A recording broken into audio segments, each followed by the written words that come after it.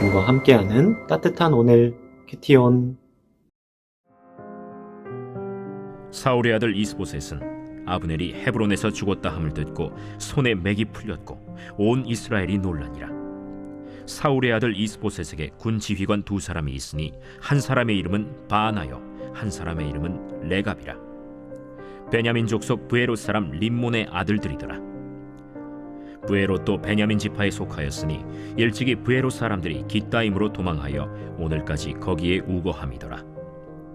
사울의 아들 요나단에게 다리 저는 아들 하나가 있었으니 이름은 무비보셋이라. 전에 사울과 요나단이 죽은 소식이 이스라엘에서 올 때에 그의 나이가 5살이었는데 그 유모가 안고 도망할 때 급히 도망하다가 아이가 떨어져 절게 되었더라.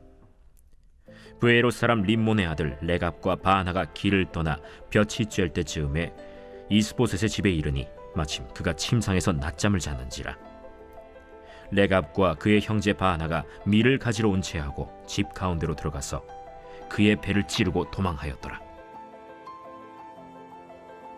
그들이 집에 들어가니 이스보셋이 침실에서 침상 위에 누워 있는지라.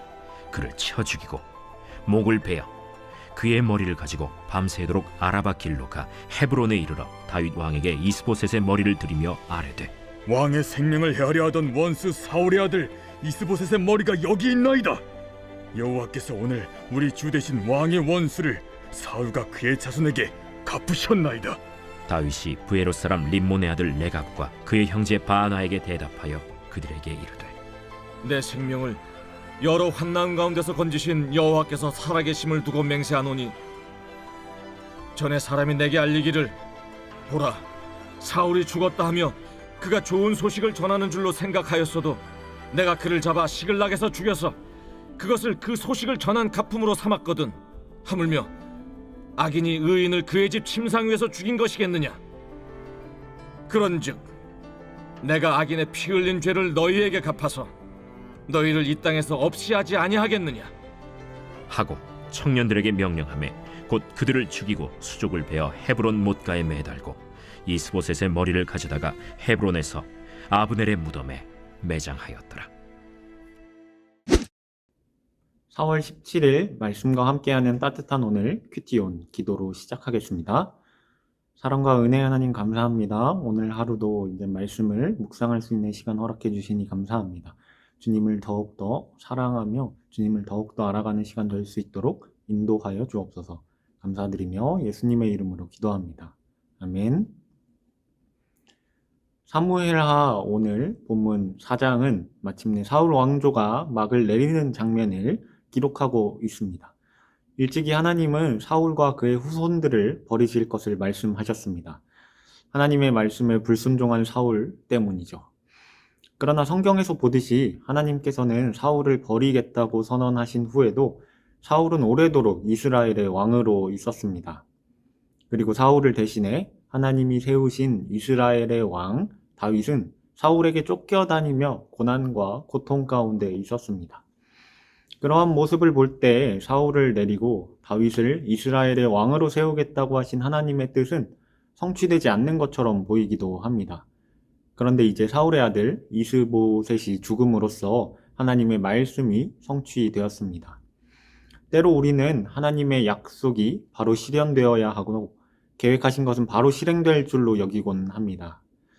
그래서 실망하거나 하나님의 신실하심을 의심하기도 합니다.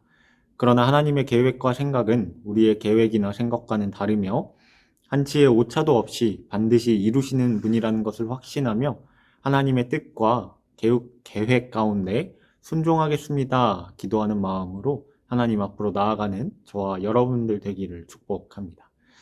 6에서 8절은 바하나와 레갑 형제가 이스보셋을 암살하고 그 목을 베어 다윗에게로 간 일을 우리에게 보여주고 있습니다.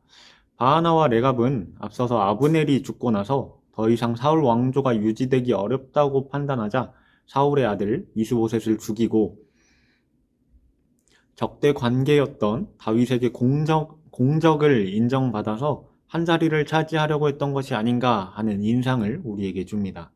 8절을 보면 이렇게 말을 합니다. 왕의 생명을 해하려 하던 원수 사울의 아들 이스보셋의 머리가 여기 있나이다. 여호와께서 오늘 우리 주 대신 왕의 원수를 사울과 그 자손에게 갚으셨나이다 라고 말합니다. 바하나와 레갑의 이 말은 마치 그들이 여호와 신앙에 매우 투철한 사람인 것처럼 여겨지게 합니다. 또 그들의 행위가 마치 하나님의 뜻을 실현하기 위한 신앙적 행동인 것처럼 보이기도 합니다. 사실 바하나와 레갑의 말을 보면 그들은 여호와 신앙에 기초한 역사관을 가지고 다윗을 이스라엘의 왕으로 세우시려는 하나님의 뜻을 이룬다는 대의 명분으로 이스보셋을 제거한 것처럼 보이기도 합니다. 그런데 9절 이하를 보면 다윗은 이스보셋의 머리를 가지고 온 바하나와 레갑 형제를 칭찬하거나 포상하기는커녕 그들을 악인으로 칭하며 사형 선고를 내리는 장면을 보게 됩니다. 다윗은 바하나와 레갑이 여호와 신앙에 근거하여 하나님의 뜻을 이루기 위해 이스보셋을 제거했다기보다는 철저히 자신들의 이기적인 목적을 달성하기 위해 이스보셋을 죽인 것으로 보았습니다. 이스보셋과 적대 관계에 있는 다윗에게 가면 다윗이 자신들의 공적을 인정해 줄 뿐만 아니라 포상을 해줄 것으로 여겼던 것으로 보입니다. 하나님의 뜻을 따른 것이 아니라 자기들의 이기적인 만족을 채우기 위한 악행에 불과했습니다.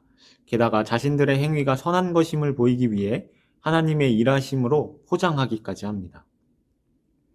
이러한 이기적인 목적을 달성하기 위해 하나님의 이름과 신앙을 이용하는 사람들이 비단 이 바하나와 레갑만 있는 것은 아닐 겁니다. 역사 가운데 늘 있어 왔고 오늘날에도 우리 주변에 있을 것입니다.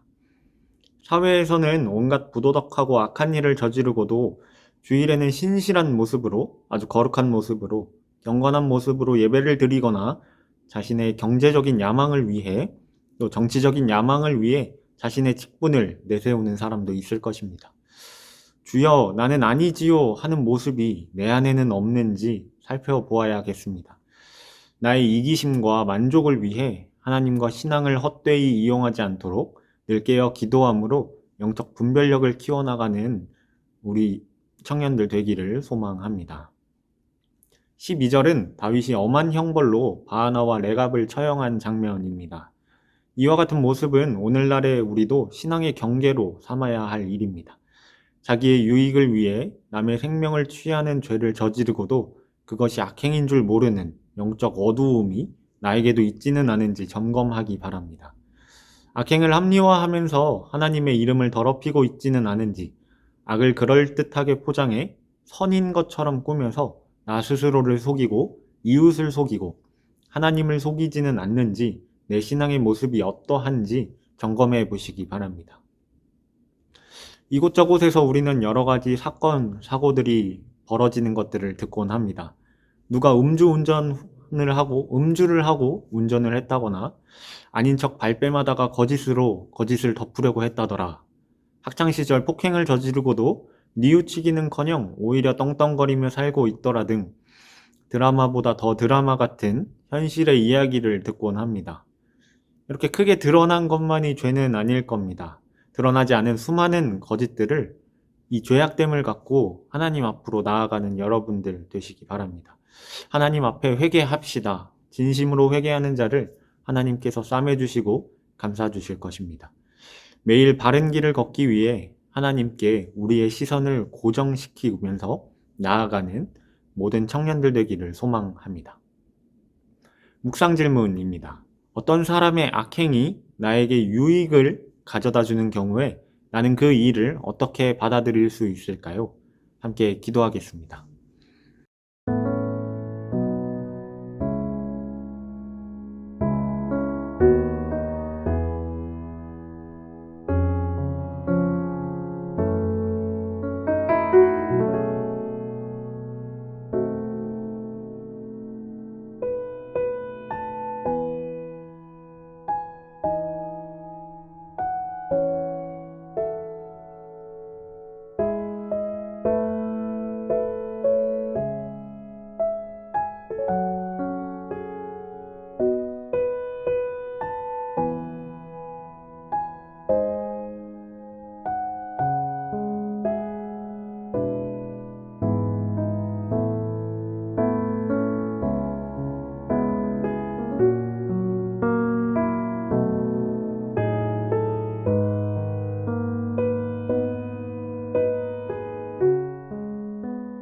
사랑과 은혜의 하나님, 오늘도 말씀을 통해 우리와 함께 해주심에 감사합니다. 하나님 앞에 늘 서 있는 마음으로 내 안에 죄악된 것은 없는지, 하나님으로부터 멀어지려는 모습은 없는지 늘 점검하게 하시고, 늘 깨어 기도함으로 영적 분별력 가운데 이 세상 주님과 함께 손잡고 나아가며 승리할 수 있도록 인도하여 주옵소서. 감사드리며 예수님의 이름으로 기도합니다. 아멘.